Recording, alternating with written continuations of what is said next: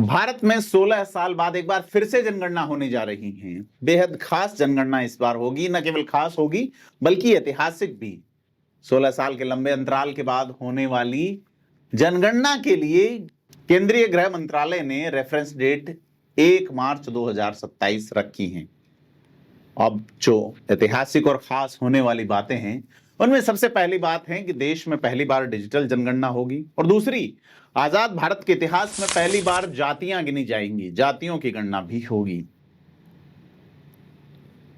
तीसरी सबसे इंपॉर्टेंट बात है कि जनगणना ऐसे दौर में हो रही है कि उसके बाद भारत की राजनीति किस करवट लेगी। इसी जनगणना के आधार पर परिसीमन तय होगा।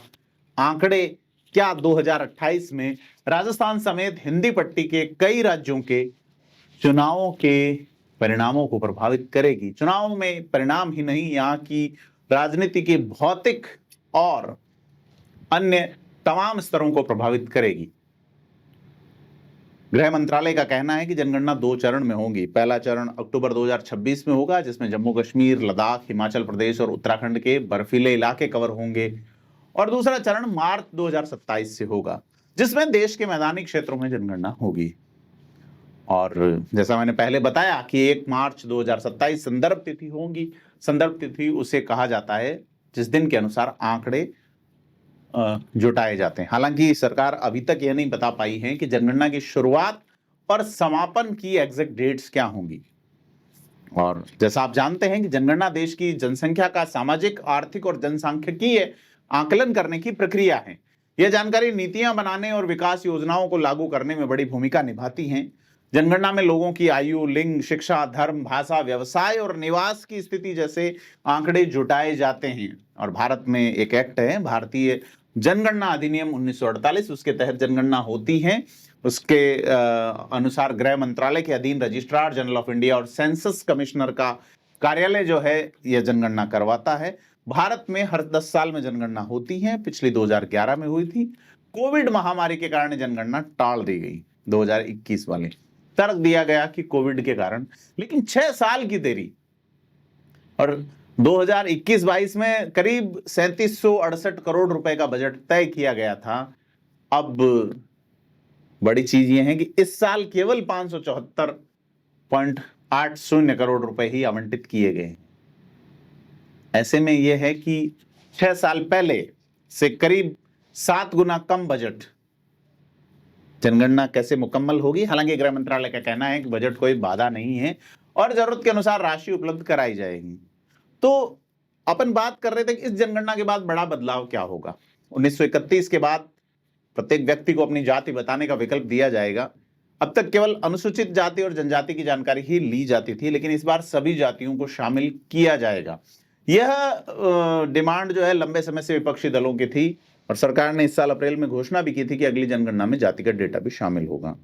अब जनगणना का जो असर है वो राजनीतिक प्रतिनिधित्व पर सीधे तौर पे पड़ेगा, क्योंकि 2023 में जो महिलाओं को संसद और विधानसभा में 33% आरक्षण देने वाला कानून जो है वो पारित हो चुका है।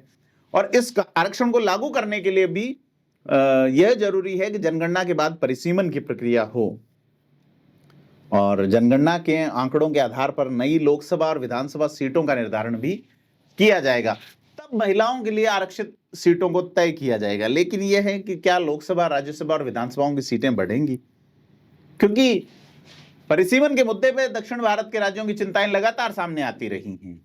उन राज्यों का कहना है कि हमने प्रभावी जनसंख्या नियंत्रण किया है, और अगर जनसंख्या के आधार पर सीटें तय की जाएगी तो उत्तर भारत उसमें भारी पड़ेगा जनसंख्या वृद्धि के कारण, और उनके साथ अन्याय होगा। गृह मंत्री अमित शाह जरूर ये कहते हैं कि दक्षिण राज्यों की चिंताओं पर चर्चा करेंगे और कुछ समाधान निकालेंगे, क्योंकि जनगणनाओं के बाद 51, 61 और 71 की जो जनगणनाएं थी उनके बाद परिसीमन होता रहा, लेकिन 2076 में विवाद आया और इसके बाद इसे स्थगित कर दिया गया। जैसे मैं आपको बताऊं कि राजस्थान का ही जिक्र करें अपन, राजस्थान की आबादी लगभग 8 करोड़ होने वाली है, क्योंकि जब 2011 की जनगणना का आंकड़ा आया था उस वक्त 6 करोड़ 96 लाख के आसपास में 7 करोड़ के आसपास जो है वो राजस्थान की आबादी गिनी गई थी। 1972 में जो चुनाव हुआ था उस वक्त 184 सीटें थी राजस्थान में, और 71 की जनगणना के अनुसार जब परिसीमन हुआ तो 77 के चुनाव में 200 सीटें होती हैं, यानी कि महज जो है वो 16 सीटें बढ़ी। राजस्थान की आबादी उस वक्त 2.5 करोड़ थी, और राजस्थान की आबादी उस वक्त से 3 गुना अधिक हो चुकी है। तो आप ये देखिए कि 2.5 से 2.25 करोड़ के बीच की आबादी जो है, अगर 77 में अगर उसको 50 लाख बढ़ा के भी माने, 25 लाख बढ़ा के भी माने, तो क्या राजस्थान में सीटें जो है वो 400 के आसपास चली जाएगी? बड़ा सवाल है अगर जनगणना के आधार पे ही चीजें तय की जानी है तो।